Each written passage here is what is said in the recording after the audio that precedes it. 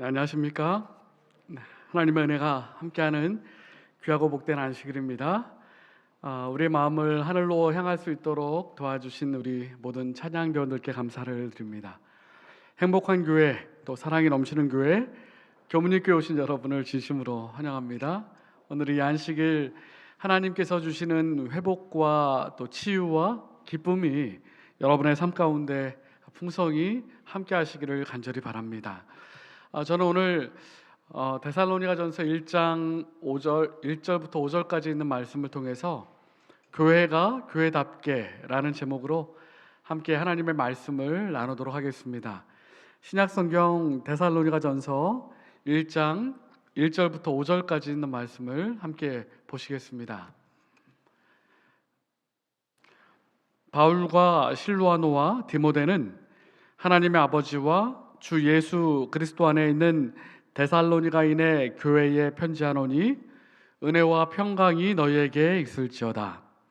우리가 너희 무리를 인하여 항상 하나님께 감사하고 기도할 때에 너희를 말함은 너희의 믿음의 역사와 사랑의 수고와 우리 주 예수 그리스도에 대한 소망의 인내를 우리 하나님 아버지 앞에서 쉬지 않고 기억함이니 하나님의 사랑하심을 받은 형제들아 너희를 택하심을 아노라.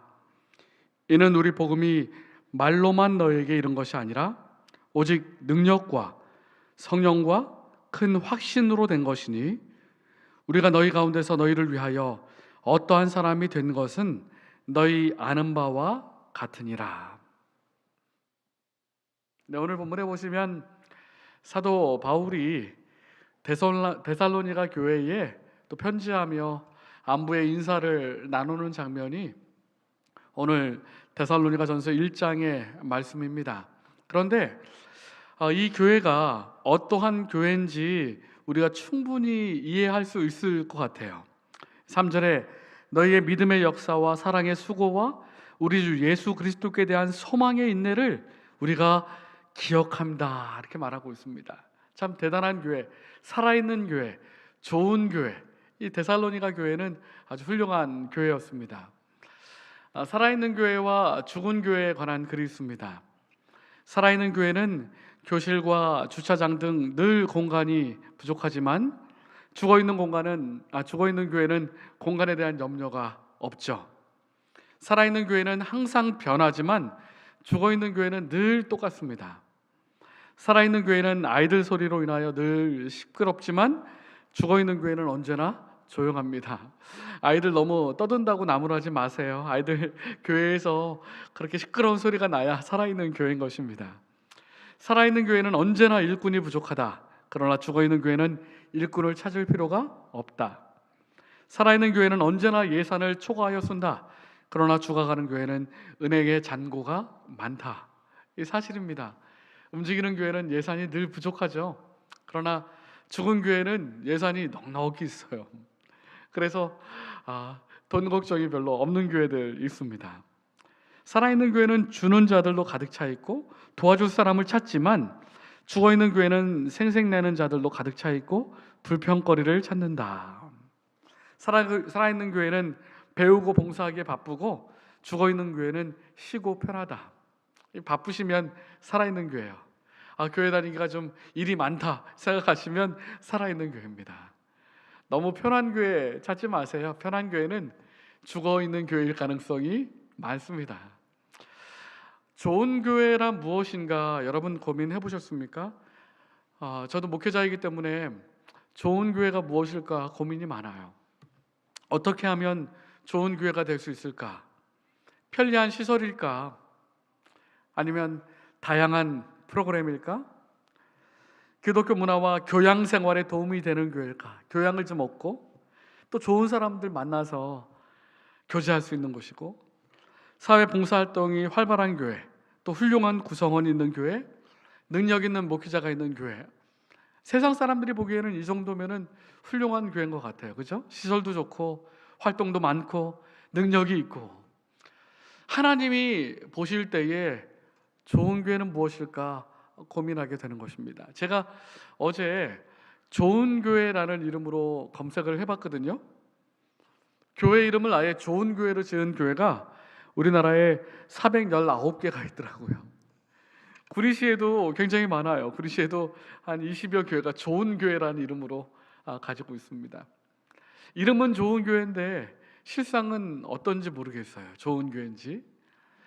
교회에서 좋은 교회에 대한 생각과 더불어서 성공이 무엇인가 평가할 때가 있습니다. 교회에서 성공이 도대체 무엇인가? 사람들이 보는 관점이에요. 안식일 예배 출석 생수 많으면 성공한 거고, 침례자 수 많으면 성공한 거고, 11조 헌금 많으면 성공한 교회라고 평가할 수 있죠. 교회 일에 참여한 교인들이 많으면 그렇습니다. 또한 교회가 후원하는 지역사회 프로그램이 많으면 성공한 교회, 프로그램이 많고 또 출석생이 많으면 당연히 성공한 교회, 또 훌륭한 교회라고 평가할 수 있을 것입니다. 하지만 무엇인가 부족해요. 하나님이 보시기에 훌륭한 교회, 하나님이 보시기에 좋은 교회가 무엇일까? 저는 사람들이 추구하는 목적 외에 하나님이 바라시는 것들을 사명으로 여기고 그 사명을 수행해 나가는 교회, 그 교회가 정말 훌륭한 교회가 아닐까 생각합니다. 하나님이 원하시는 일들, 하나님이 바라시는 일들을 하는 교회. 성경에 보면 사도가, 특별히 사도 바울이 정의한 성공한 교회, 또 좋은 교회에 대한 정의가 몇 가지 있습니다. 제가 찾아봤더니요, 여러분 잘 아시는 고린도전서 13장, 사랑장이죠. 고린도전서 13장에 보면 그런즉 믿음과 소망과 사랑, 이 세 가지는 항상 있을 것인데 그 중에 제일은 사랑이라. 믿음, 소망, 사랑이 있는 교회가 최고다, 성공한 교회다, 이렇게 말하고 있습니다.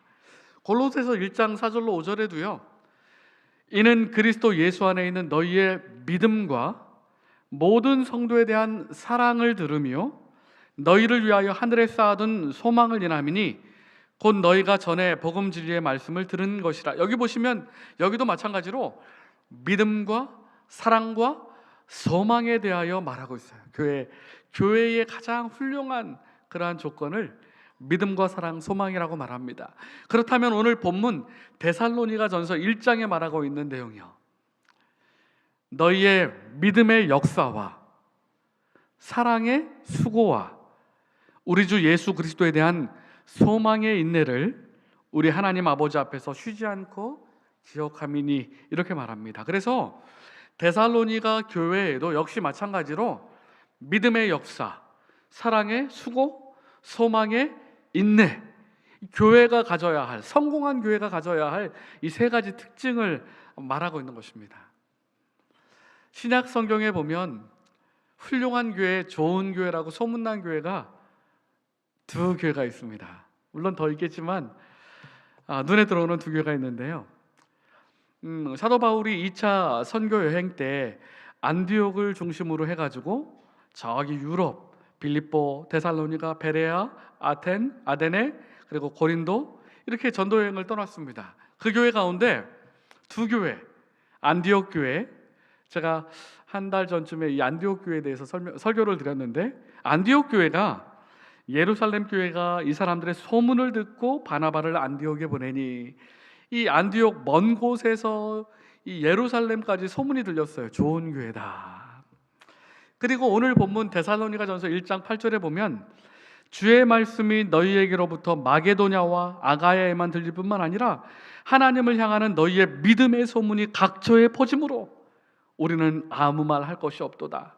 어느 교회예요? 오늘 말씀드리기를 원하는 데살로니가 교회입니다. 이 신약시대에 두 교회, 아주 유명한 소문난 두 교회가 있었는데 안디옥 교회하고 데살로니가 교회였어요. 안디옥 교회는 제가 한번 말씀을 드렸으니까 오늘은 데살로니가 교회가 왜 좋은 교회인지, 왜 하나님이 보시기에 훌륭한 교회인지 오늘 본문의 말씀을 찾아보면서 우리 교문익 교회가 주님이 보시기에 좋은 교회, 주님이 보시기에 훌륭한 교회가 되기를 간절히 바랍니다. 첫 번째, 데살로니가 교회가 좋은 교회요, 훌륭한 교회였던 이유는 오늘 데살로니가전서 1장 5절에 이렇게 말씀하십니다. 이는 우리 복음이 말로만 너희에게 이른 것이 아니라 오직 능력과 성령과 큰 확신으로 된 것이니, 이렇게 말씀하셨어요. 복음이 말로만 전해진 게 아니라 능력과 성령의 역사로 전해졌다라고 말합니다. 이 데살로니가 교회가 좋은 교회였던 이유는 하나님의 말씀, 복음의 능력, 말씀의 능력, 성령의 큰 확신이 있었던 교회라는 것입니다. 여러분, 데살로니가 교인들은요, 복음을, 말씀을 확신과 진실된 마음으로 받아들였습니다.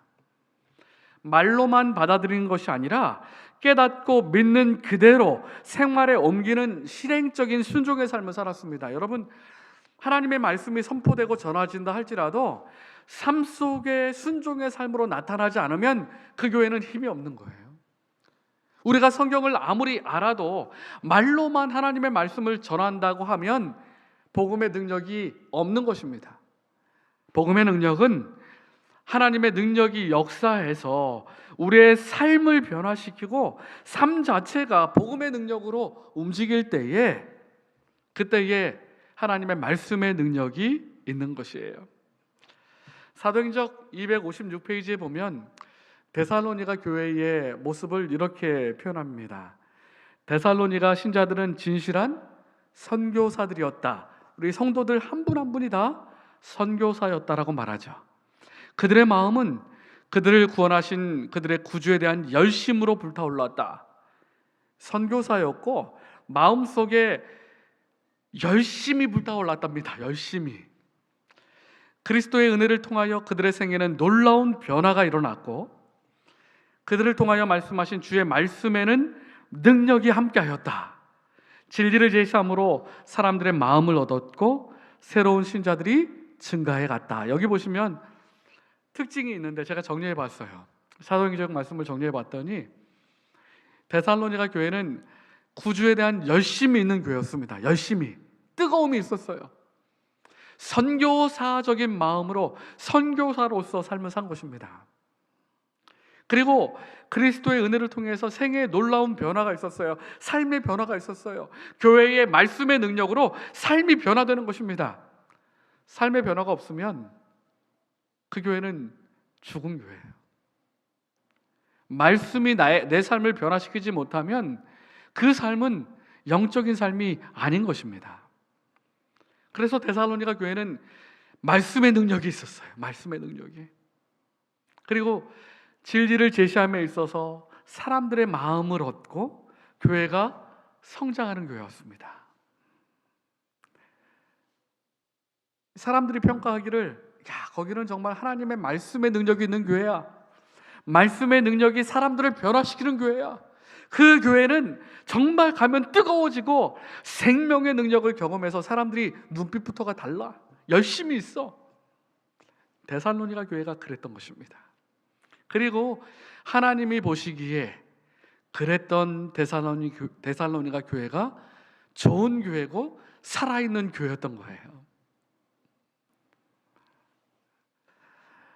코로나와 또 여러 가지 어려움들 때문에 말씀의 열정이 식어지고 또 하나님의 말씀에 대한 사랑이 식어진 것이 사실입니다. 우리의 현실이죠. 다시 한번 뜨겁게 예수님에 대한 열정과 하나님의 말씀의 능력이 우리의 삶에 함께하게 되길 간절히 바랍니다. 제가 군에 있을 때 중화기 중대에 있었습니다. 90mm 무반동총 옆에 이렇게 어깨에 짊어지고 다니는 그 부대에 있었는데요. 저렇게 군장을 메고, 또 군장이 20kg거든요.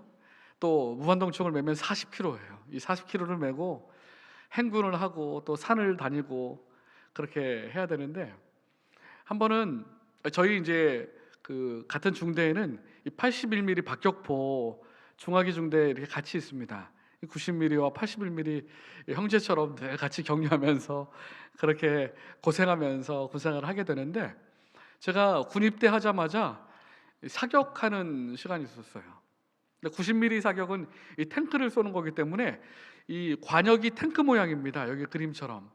그러면 이 탱크 모양을 가지고 군대에서 가장 말단이 이등병이나 가장 말단이 이 나무 큰 통나무에 이 관역을 만들거든요. 탱크 모양의 큰 관역을 만들어야 되니까 이 나무 통나무를 지고서 저기 산 중턱까지 가야 돼요. 중턱까지 가서 거기에다가 이 관역을 설치를 해야 되는 것입니다.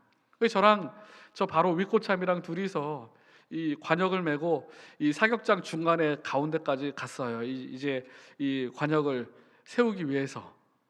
그런데 머리가 쭈삣쭈삣 쓰는 거예요. 갑자기 이 사람이 위험이 있으면 이 하나님께서 가르쳐 주시는 것 같아요. 머리가 쭈삣쭈삣 쓰면서 뭔가 이거 문제가 있다는 생각이 드는 것입니다.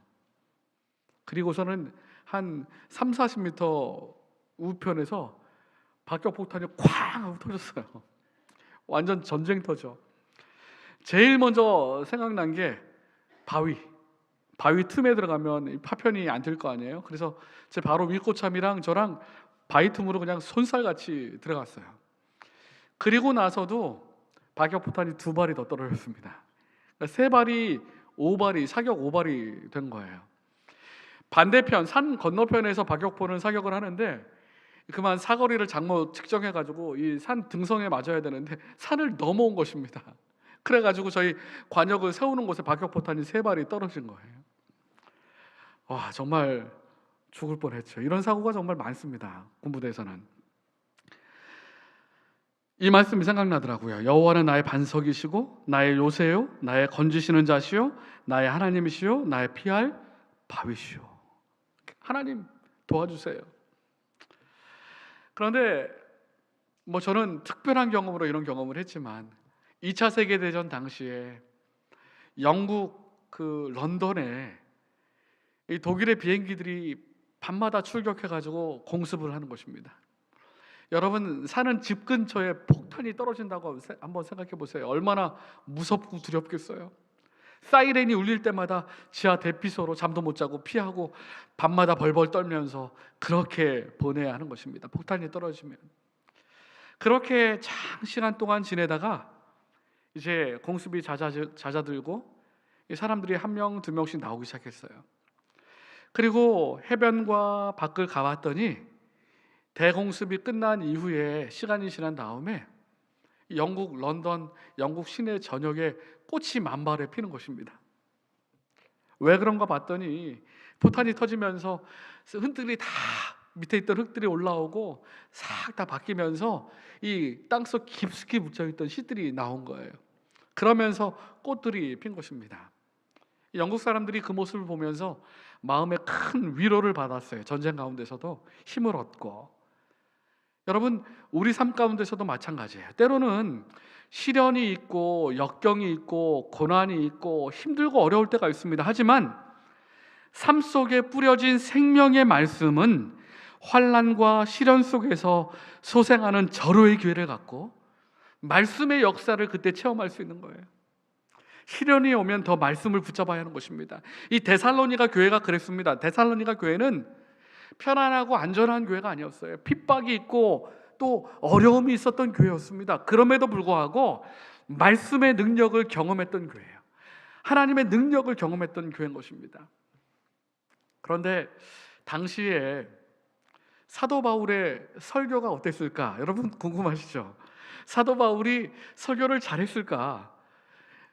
그 힌트가 고린도후서 10장에 있습니다. 고린도후서 10장 10절에 보면 저희 말이 그 편지들은 중하고 힘이 있으나 우리 복음서를 우리 바울의 편지서를 보지만 말에는 힘이 있잖아요. 그 몸으로 대할 때는 직접 보면 약하고 말이 시원치 않다 하니 그 말씀은 글은 잘 쓰는데 직접 만나면 설교는 별로다 이렇게 평가하고 있는 거예요. 우리 사도 바울 선생님이. 그런데 데살로니가 교회는 말씀의 능력을 경험한 것입니다. 설교자의 능력이 떨어진다 할지라도 성도들은 말씀의 능력을 경험한 거예요.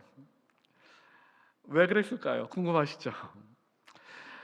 저도 설교를 준비하면서 참 고민이 많아요. 예전에는 설교를 준비할 때 설교를 준비하고 설교가 마음에 안 들어서 또 다시 준비하고 마음에 안 들어서 또 준비하고 한 3번, 4번 바꿔서 설교를 밤새면서 금요일 밤마다 준비했던 적이 있어요.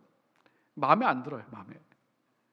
마음에 안 드는 설교 할 때도 있고, 또 두서없는 설교, 주제가 뭔지도 막 횡설수설 설교하고 나서 내가 오늘 뭔 얘기를 한 거지? 죄송하지만 가끔은 그럴 때가 있습니다. 정용만 목사님이 참 후배들이 많이 존경하는 목사님이세요. 제가 교회에 어려움이 있거나 제 고민이 있으면 가끔 전화를 드리고 또 이야기를 듣는데, 목회자들을 상담해 주시는 목사님이시죠. 목회자들의 목회자라고 보시면 될 것 같아요. 근데 한 번은 합회 선교 세미나가 있었는데 한 10여 년 전쯤인 것 같습니다. 도미노 이펙트라고 목사님의 강의가 거기에 있었어요. 강의의 제목이 설교 못하는 목사님의 설교를 잘 듣기, 이렇게 제목이 있었어요. 설교 못하는 목사님의 설교를 잘 듣기.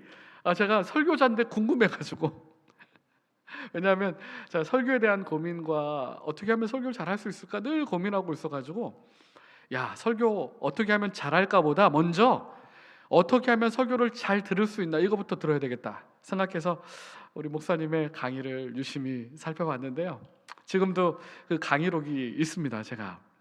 그런데 그 강의록을 제가 어젯밤에 뒤져보니까 목사님이 이렇게 가르쳐 주셨어요. 먼저 메시지를 요약해라. 우리 설교를 요약하고, 그 다음에 적극적으로 들어라. 횡설수설하는 설교라도 적극적으로 듣고, 정신없고 또 횡설수설하는 설교면 더 좋다. 다양한 주제를 적어서 이 주제도 말씀하시고 이 주제도 말씀하시고 이 주제도 말씀하시면 일주일 동안 살면서 그 주제별로 또 한번 말씀을 찾아봐라. 그러면 더 많은 것들을 얻을 수 있다. 그 다음에 목사님이 설교를 하실 때 횡설수설하고 좀 맥이 없으면 단서를 찾아라. 이 이야기를 하고 있구나. 오늘 설교의 주제는 이거구나. 그것을 찾는 재미가 쏠쏠하다. 그리고 나서 마지막으로 30년 동안이나 회당에서 말도 안 되는 설교를 들으신 예수님을 생각하고 목사님을 위해서 열심히 기도하라, 이렇게 말씀하셨어요. 참 후배들이 존경하지 않을 수가 없죠. 이렇게 후배들을 위해서 설교 듣는 법을 강의를 해주셨습니다. 여러분, 설교하는 목회자보다, 제가 설교하는 목회자긴 하지만 듣는 성도님들의 마음가짐이 더 중요해요. 어떻게 설교를 하느냐보다 설교를 어떻게 듣느냐가 더 중요합니다. 여기 데살로니가전서 1장 6절을 보세요. 또 너희는 많은 환난 가운데서, 환난이 있는 교회였지만 어떻게 하나님의 말씀을 받았냐 하면 성령의 기쁨으로 도를 받아, 말씀을 받아 우리와 주를 본받는 자가 되었으니. 어떻게 들었어요? 성령의 기쁨으로 말씀을 받은 것입니다. 성령의 기쁨으로. 하나님의 말씀을 그렇게 들은 거예요. 성령의 말씀으로, 성령의 기쁨으로. 데살로니가 교회가 좋은 교회일 수밖에 없는 분명한 이유는 복음에 대한, 하나님의 말씀에 대한 확신이 있었기 때문입니다. 여러분, 환난 가운데서도, 시련 가운데서도, 코로나의 역경 가운데서도 성령의 기쁨으로 말씀을 받게 되시기를 간절히 바랍니다. 목회자가 설교가 부족하면 평가하고 비난하시기보다는 목회자를 위하여 기도해 주시고, 또 그 가운데서도 하나님의 성령의 역사가 임할 수 있도록 간구하시면서 또 하나님의 말씀을 그렇게 기쁨으로 받아들일 때에 놀라운 부흥과 말씀의 능력을 경험할 수 있는 것입니다. 마르틴 루터가 이렇게 얘기했습니다. 말씀은 군주나 황제로서는 결코 손상시킬 수 없는 교환권을 힘없이 악화시켰다. 나는 아무것도 하지 않았다. 다만 말씀이 모든 것을 해낸 것이다. 말씀이 들어가면, 말씀이 우리의 심령 가운데 심겨지면 말씀이 해내는 것입니다.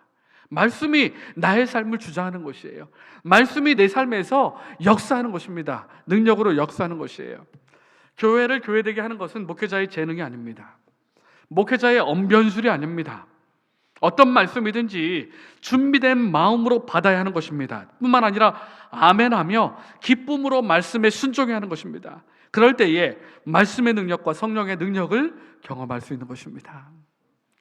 저는 우리 교문교회 모든 성도님들이 성령의 기쁨으로 말씀을 받아 이 교회가 말씀의 능력을 체험하는 교회가 되길 바랍니다. 그리고 우리 모든 성도님들이 내 속에 역사하시는 성령과 말씀의 능력으로 나의 삶이 변화되는 성령으로 성장하는 저와 여러분이 되시기를 간절히 바랍니다. 그리고 두 번째로 우리 데살로니가 교회가 좋은 교회는 믿음의 역사가 있는 교회이기 때문이에요. 믿음의 역사. 제림교회 성경 주석에 보면 이 믿음의 역사는 믿음에 의하여 고무된 영적인 혹은 일반적인 활동, 믿음으로 하는 활동들을 말하는 거예요. 믿음으로 하는 활동들. 여러분, 이 경험을 하면 두려움이 없습니다. 교회가 일이 무섭지가 않아요. 안 된다고 말하지 않습니다. 어려운 일도 쉽게 처리해요. 남들은 엄두도 못한 일들을 한 번에 그냥 처리해 버립니다. 불평과 원망보다는 격려와 위로가 넘쳐요. 할 수 있어. 이렇게. 왜 그러냐면 믿음의 역사가 있기 때문에 그래요. 하나님께서 함께 하셨던 것을 경험했기 때문에 그렇습니다. 어려운 가운데 교회를 건축한 교회는요, 힘이 있어요. 헌신하고 또 이 믿음과 헌신을 통해서 하나님의 역사를 체험한 교회는 능력이 있는 것입니다.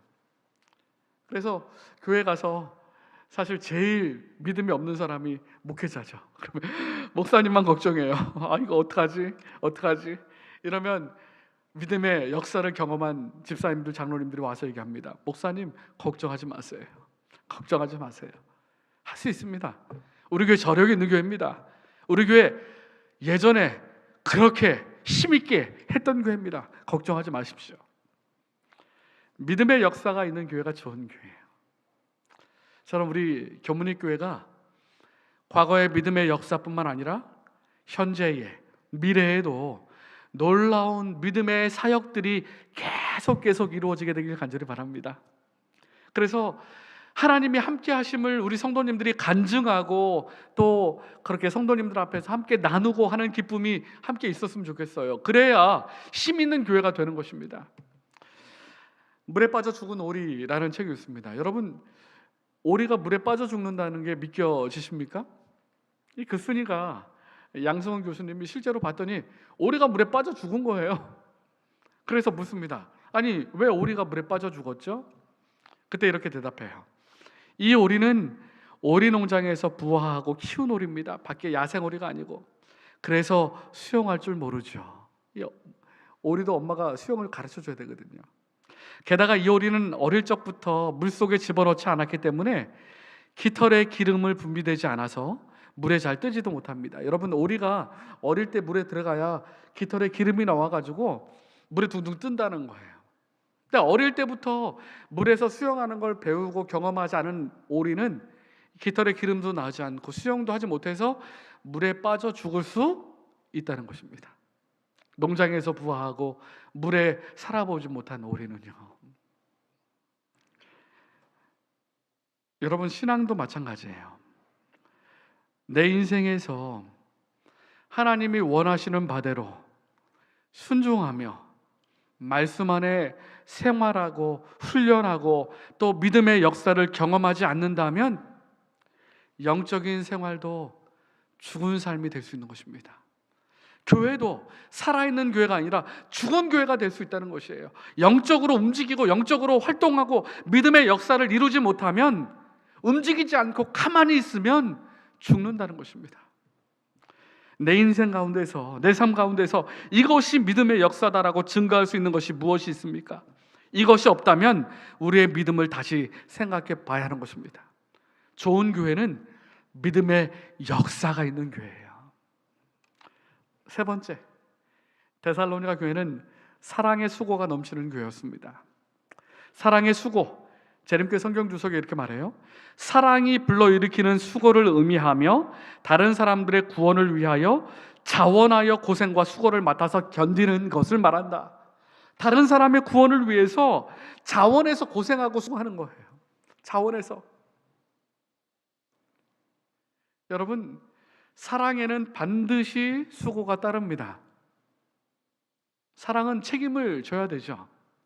사랑에는 반드시 수고가 있어요. 저희가 또 아들과 딸이 있잖아요.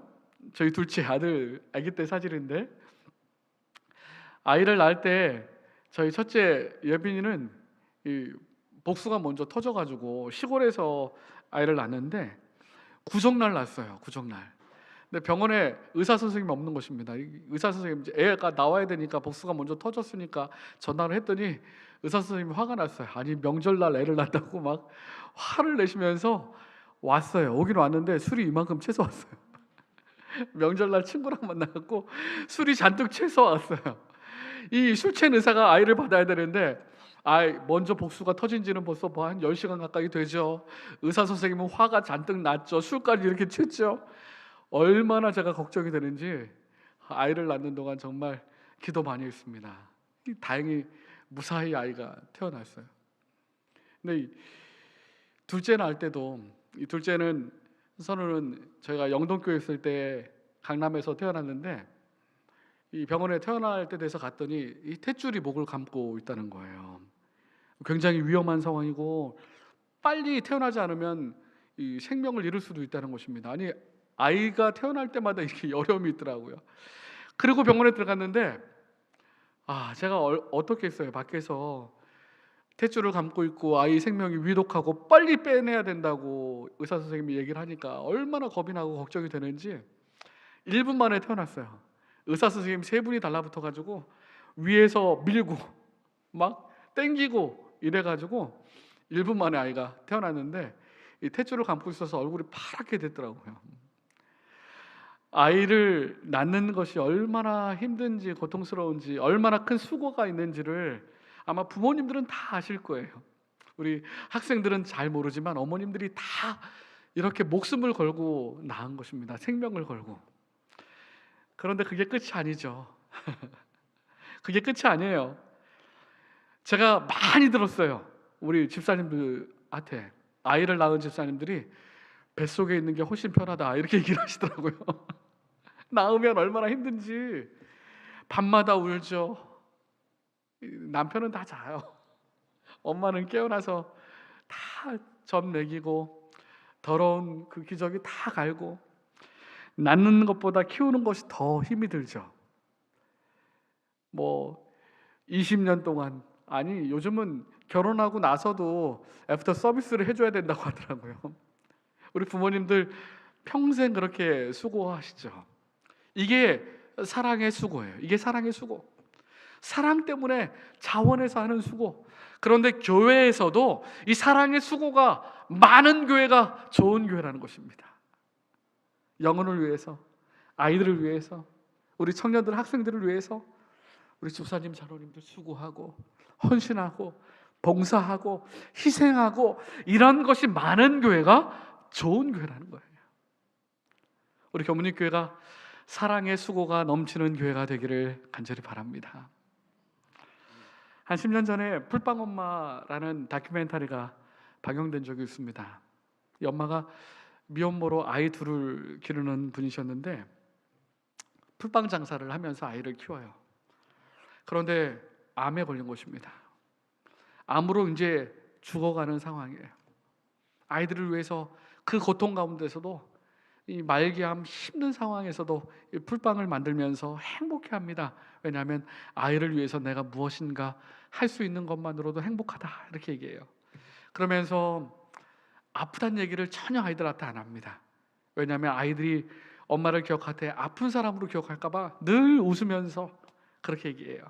그리고 아이들이 자면 눈물로 기도합니다. 하나님, 조금만 더 아이를 돌볼 수 있도록 도와주세요. 이 아이들을 제가 조금만 더 뒷바라지할 수 있도록 도와주세요. 그리고 이렇게 얘기해요. 내가 풀빵 장사하는 것이 처음에는 부끄러웠지만 일할 수 있는 것에 대하여 감사하고, 또 아이들을 위하여 조그만 것이라도 할 수 있는 것에 감사합니다. 이렇게 고백했어요. 그리고 안타깝게도 이 어머니가 그만 돌아가시고 맙니다. 제가 너무 궁금해가지고 설교를 준비하면서 그 뒷이야기를 찾아봤더니 이 프로그램을 만든 PD가 또 이야기를 해주셨더라고요. 뒷이야기를. 그 아이가 자라서 벌써 대학생이 됐대요. 이모와 이모부가 잘 길러가지고 대학생이 됐고, 또 어머니의 기도대로 아이들이 잘 크고 있다라는 이야기를 제가 들었어요. 제가 이 모습을 보면서 정말 이런 마음, 어머니의 마음, 수고하는 마음, 사랑의 수고가 넘치는 교회, 정말 그런 교회가 좋은 교회다 생각을 가졌습니다. 데살로니가 교회가 그랬어요. 어려움 중에도 불구하고 사랑의 수고를 마다하지 않던 교회였습니다. 고상한 사랑보다는 수고하고 땀 흘리는 사랑을 마다하지 않는 교회였어요. 고상한 사랑보다 실제적으로 움직이는 교회였습니다. 교회 일은 눈물의 수고를 요구하기도 합니다. 때로는 오해받기도 하고, 때로는 힘들기도 하고, 내가 정말 힘들게 일했는데 알아주는 사람도 하나도 없고. 왜 그러한 수고를 해야 합니까? 예수님께서 십자가에서 우리를 위하여 이미 희생하고 사랑하셨기 때문에 교회는 이러한 사랑의 수고가 넘쳐나야 하는 거예요. 제가 강원도 인제에서 목회할 때, 우리 김영수 장로님 잘 아시겠지만, 제 예빈이 친구가 있었어요. 굉장히 먼 곳에서 살던 분이셨는데, 집에 필요한 일이 있을 때만 전화하시는 거예요. 목사님 컴퓨터가 고장 났어요. 가서 컴퓨터 고쳐드리고, 인터넷이 안 돼요. 가서 고쳐드리고. 제가 정말 열심히 봉사했습니다. 열심히 섬기고 봉사하고. 그런데 안타깝게 교회 못 나오셨어요. 3년 동안 제가 목회하는 동안에.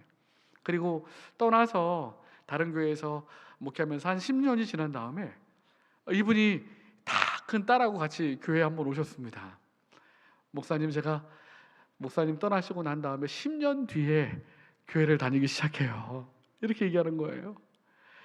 제가 얼마나 마음이 기쁘던지, 수고와 헌신이 열매를 맺고 또 거둔 것이죠. 오랜 시간이 지나서.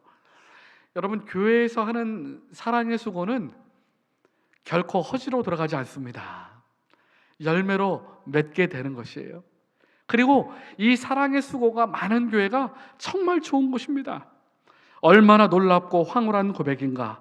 우리가 서로 사랑한다는 말은 정말 아름답고 황홀한 고백이죠. 사랑의 수고가 넘치는 교회는요.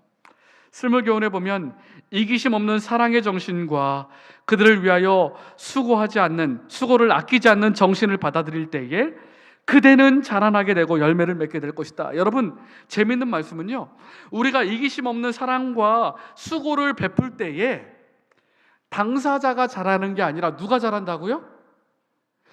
내가 수고하고 헌신하고 사랑의 수고를 베푼 사람이 자라나게 되고 열매를 맺게 된다라고 말씀하셨습니다. 하나님의 법칙이에요. 심는 자가 거두는 것입니다. 내가 수고를 베풀면 허지로 돌아가는 것이 아니라 내 삶의 열매를 맺히는 것이에요. 성령의 열매가 그대의 품성에 무르익게 될 것이다. 그리고 네 번째로 데살로니가 교회는 너희의 믿음의 역사와 사랑의 수고와 또 이렇게 말합니다. 우리 주 예수 그리스도에 대한 소망의 인내가 넘치는 교회였다. 소망의 인내. 이 데살로니가 전후서를 보면 재림의 성경이라고 봐도 과언이 아니에요. 데살로니가전서 1장 10절에 그의 아들이 하늘로부터 강림하신 때를 기다린다. 데살로니가전서 2장 19절에 그의 강림하실 때에, 3장 13절에 모든 성도와 강림하실 때에, 4장 15절에 주 강림하실 때에, 데살로니가전서 5장 23절에 우리 주 예수 그리스도의 강림하실 때에 재림을 사모하던 교회였어요. 그래서 오늘 본문에 보시면 너희의 주 예수 그리스도에 대한 소망의 인내가 있는 교회였다. 재림의 소망이 늘 넘치는 교회였습니다. 환난 가운데서도 재림의 소망으로 이겨냈던 교회가 바로 데살로니가 교회였던 것이에요. 다시 한번 우리 교회가 주님의 재림으로 우리의 소망이 불타오르게 되길 간절히 바랍니다. 교회가 이러한 재림의 소망으로 불타오르고 사랑의 수고가 넘치고 믿음의 열정이 타오를 때에 하나님이 보시기에 좋은 교회예요. 그리고 그러한 믿음의 삶을 살 때에 성령의 열매가 성도들의 삶에 맺히는 것입니다. 그러면 그 교회는 믿음의 소문이 나는 거죠. 좋은 교회야, 훌륭한 교회야, 그 교회는 열정이 있어, 열심이 있어, 믿음 있는 교회야. 그래서 데살로니가 교회가 너희의 믿음의 소문이 각처에 퍼졌다라고 말합니다. 내게도 들렸다라고 말합니다. 그런데 이 들렸다라는 표현이요, 여러분, 파도가 한 번 치는 게 아니고 계속 몰아치지 않습니까? 이 들린다라는 표현이 세케타이라는 말인데요, 계속해서 파도처럼 울려 퍼지는 것을 말합니다. 계속 이 사랑의 수고가, 또 믿음의 헌신이 울려 퍼지게 되는 것이에요. 계속해서. 저는 우리 교문익 교회가 믿음과 사랑과 또 소망이 넘치는 교회가 되길 바랍니다. 말씀의 능력을 체험하는 교회가 되길 바랍니다. 형제들이요, 나는 그대들에게 들려줄 격려의 말을 가지고 있다. 우리는 하나님께 큰 일을 기대하는 가운데 믿음과 소망으로 전진해야 한다. 원수는 진리를 전진시키려는 노력들을 가진 방법을 다해서 방해할 것이나 방해합니다. 상처 주고 힘들게 하고, 주님의 힘으로 그대들은 성공할 것이다. 하지만 주님께서 성공케 하실 것이에요. 실망의 말은 하나라도 입 밖에 내지 말고 오로지 그대들의 동력자들에게 힘있게 하고 붙들어주는 말만 하여라. 저는 우리 교문익교회가 하나님의 능력으로 우리에게 맡겨진 사명을 감당하고, 또 성령의 능력, 하나님의 말씀의 능력을 경험하고 확신하는 교회가 되길 간절히 바랍니다. 그리고 믿음의 역사가 있는 교회, 사랑의 수고가 있는 교회, 재림의 소망으로 인내하는 교회, 믿음의 소문이 넘치는 교회, 주님이 보시기에 훌륭하고 아름다운 교회가 되기를 간절히 바라며 오늘 말씀을 마치도록 하겠습니다.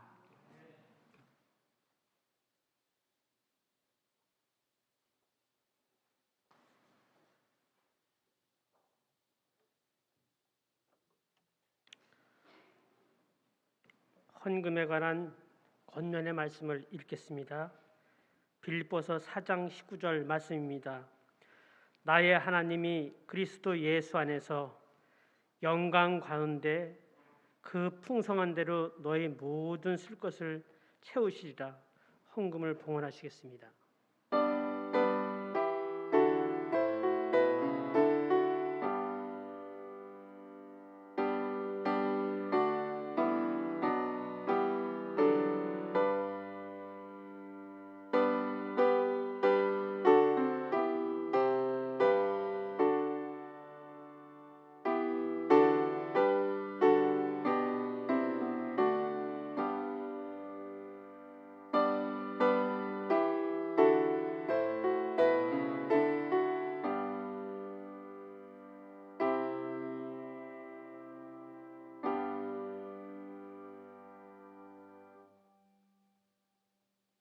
이게 귀한 말씀으로 부족한 것을 채워주시는 주님, 저희들이 이 시간 준비한 헌금과 감사의 표현을 우리 주님께 나타낼 수 있도록 도와주시니 주님 감사합니다. 드린 손을 누리에 우리 주님께서 축복하시며 또한 각 가정에 축복하셔서 예수 그리스도의 복이 넘치는 그런 일들이 일어날 수 있도록 주께서 함께하여 주시옵소서. 예수 그리스도 이름으로 기도합니다. 마치는 찬미는 246장을 부르겠습니다. 찬미 후에 말씀을 주신 신병세 목사님의 축도로 예배를 마치겠습니다.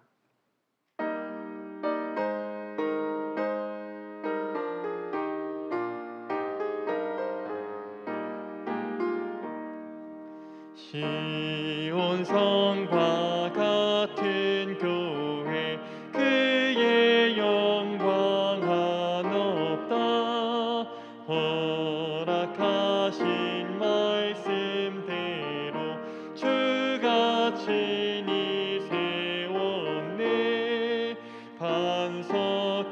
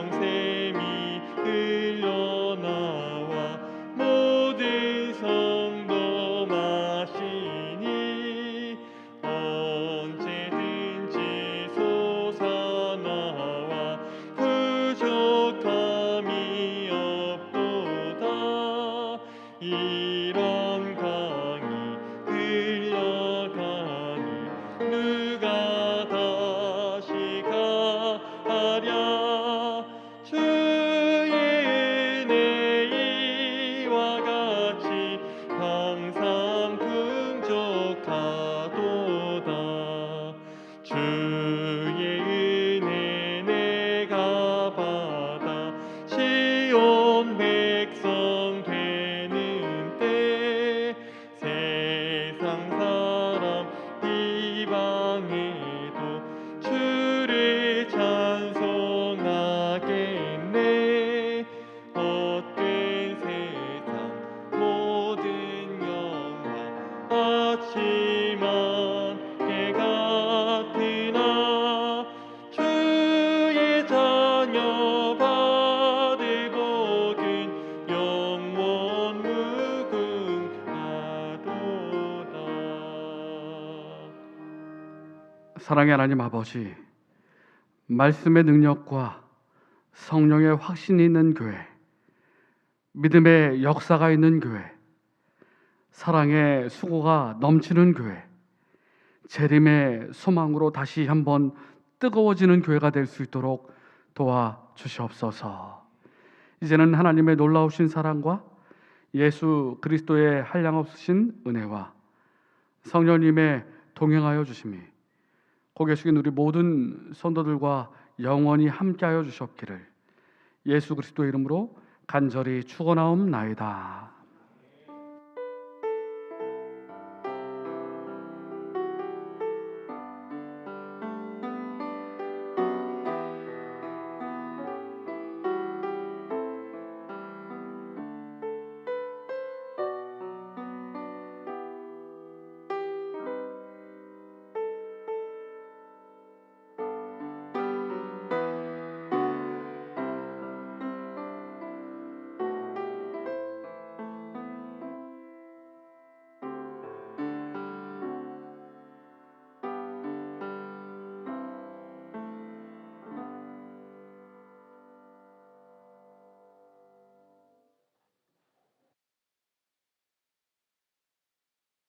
네, 잠시 안내 말씀 읽겠습니다.